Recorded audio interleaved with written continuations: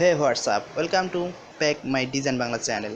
তো বন্ধুরা, আজ আমি আপনাদের দেখাবো কিভাবে একটি প্লে স্টোর অ্যাপস এর যে আইকনটি আছে সেই আইকনটি কিভাবে তৈরি করবেন। তো আমি দেখাই দেবো খুব সহজে। দেখুন 2-3 মিনিটের মধ্যে এই লোগোটি আপনারা ক্রিয়েট করতে পারবেন। তো আপনি যে কোনো ভার্সনেই ইউজ করেন না কেন, আপনি খুব সহজে এটি তৈরি করে নিতে পারবেন। তো বন্ধুরা দেখুন, আমি আজকে এই প্লে স্টোর অ্যাপসের আইকনটি কিভাবে তৈরি করবেন খুব সহজে আপনাদের বোঝানোর চেষ্টা করছি। তো দেখতে থাকুন, এখন শুরু করা যাক।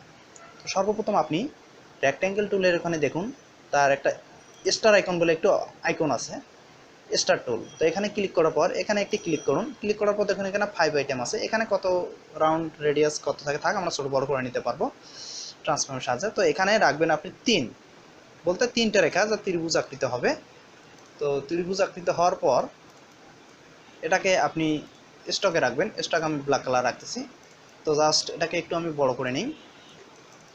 বড় করে নেওয়ার পর এটাকে কি করব, অবশ্যই আপনি একটু রোটেট করবেন। কত ডিগ্রি রোটেট করবেন? 90 ডিগ্রি রোটেট। তো দেখুন এর মতো করতেছি আমি 90 ডিগ্রি, ঠিক আছে। তো 90 ডিগ্রি রোটেট করা হলো। তো রোটেট করার পর এটাকে আমি একটু কপি করব। জাস্ট এডিটে গিয়ে কপি, আবারও পেস্ট ইন ব্যাক অথবা ফন্ট যেটাই দেন না কেন কোনো প্রবলেম নেই, আমি ফন্ট দিয়ে দিলাম। তো এখন আপনি ডাইরেক্ট সিলেকশন টুল ক্লিক করবেন। ক্লিক করার পর একটা অংশতে ক্লিক করুন। ক্লিক করার পর দেখুন এটাকে একটু এদিকে মুভ করে নিয়ে আসুন। কিন্তু কেন বন্ধুরা, দেখুন এখানে কিন্তু হচ্ছে না। দেখুন এখানে আমরা যেহেতু ওই স্টার টুল দিয়ে নিয়েছি, এই কারণে কিন্তু এভাবে হবে না। সো আমরা এই নিয়মটা ফলো না করে আমরা এটা ইউজ করতে পারি। তা আমি আপনাদের ভুলটা ধরানোর জন্য আমি এতক্ষণে এটা দেখাই দিলাম। অবশ্যই আপনারা এখানে সুবিধা পাবেন না। তো দেখুন এখানে একটু কমাইতে গেলে বা এদিকে রাউন্ড করতে গেলে এখানে এটা বাঁকা হয়ে যায়। এখানে যেহেতু আরও কয়েকটা অপশন ছিল, সো আমরা এভাবে করব না। আমরা জাস্ট দেখুন আপনি সোজা ভিউতে যাবেন। ভিউতে যাওয়ার পর শো গার্ড, এই শো গার্ড অপশনটি করে নেবেন। দেখুন শো গার্ড অপশনটি করে নেওয়ার পর আপনাকে অবশ্যই পেন টুল সিলেক্ট করে আপনি এখান থেকে খুব সহজে শিফট চেপে এটাকে তৈরি করে নিন।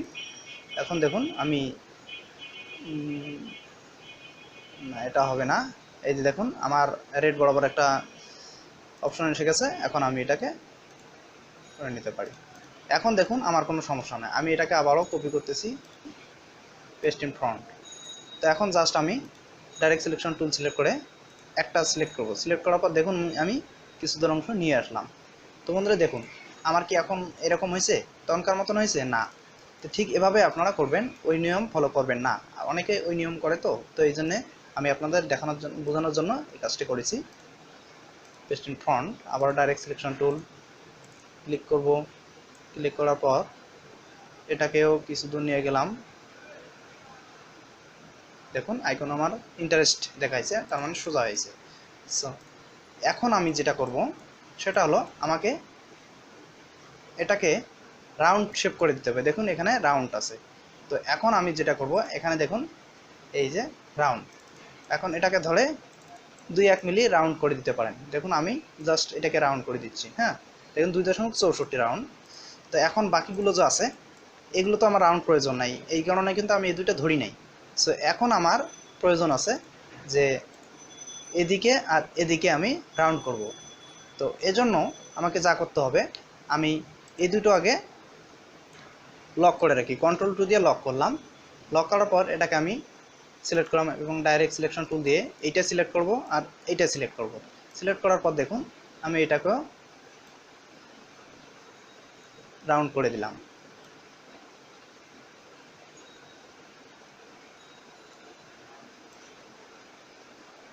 এই পর্যন্তই থাক। তো এখন দেখুন দুটোটা আমার কিন্তু এদিকে রাউন্ড হয়ে গেছে।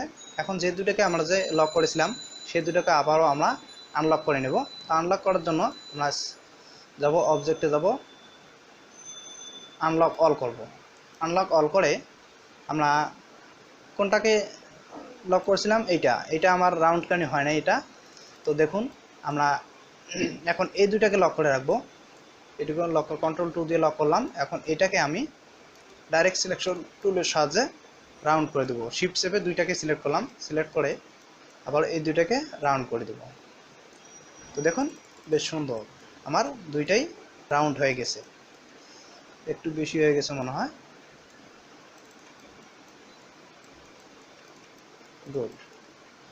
এখন আর আমাদের কোনো প্রবলেম নাই। এখন আমরা কন্ট্রোল অল্টার 2 দিয়ে আনলক করে নেই। আনলক করে নেওয়ার পর আমরা জাস্ট সবগুলোকে সিলেক্ট করব। সিলেক্ট করার পর দেখুন এখানে শেপ বিল্ডার টুলস নামে একটা অপশন আছে, এই অপশনে ক্লিক করুন।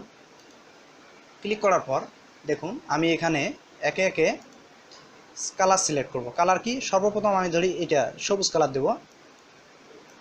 দেখুন আমি এখানে সবুজ, একটু কলাপাতা রঙের সবুজ রাখবো। দেখুন এখানে জাস্ট আমি লাইভ পিন বাকেট যে অপশনটা আছে, এখানে লাইভ পিন বাকেট অপশনটা নিয়ে আসবেন।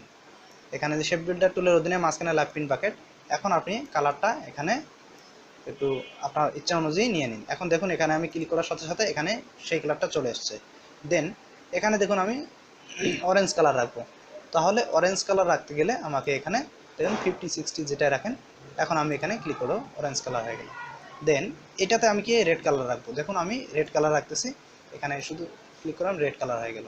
তো দেন এখানে সায়ান কালার রাখবো আমি। তো দেখুন আমি এখানে সায়ান কালারটা দেখিয়ে দিচ্ছি, এখন সায়ান কালার ক্লিক। গুড। এখন আমাদের স্টকগুলো ফেলাতে হবে, তো আমি স্টকগুলো নাম করে দিচ্ছি। দেখুন বন্ধুরা খুব সহজে আমরা রাউন্ড শেপ সহ এই প্লে স্টোর আইকনটি কীভাবে তৈরি করি। তো আজকে মূলত ভিডিওটি আমার এই পর্যন্তই ছিল, যে কিভাবে একটি প্লে স্টোর অ্যাপসের আইকনটি ডিজাইন করবেন। তো বন্ধুরা এটা খুবই সহজ, তো আপনারা চাইলেই না টেনে সহজে দেখে শিখতে পারেন। তো ধন্যবাদ বন্ধুরা, ভালো থাকুন, সুস্থ থাকুন। এই বলে আমি আমার এই সংক্ষিপ্ত টিউটোরিয়াল বা এই প্লে স্টোর অ্যাপসের আইকনটি বানানোর দিক নির্দেশনা দেওয়ার চেষ্টা করলাম। ভালো থাকুন, সুস্থ থাকুন, গুড বাই।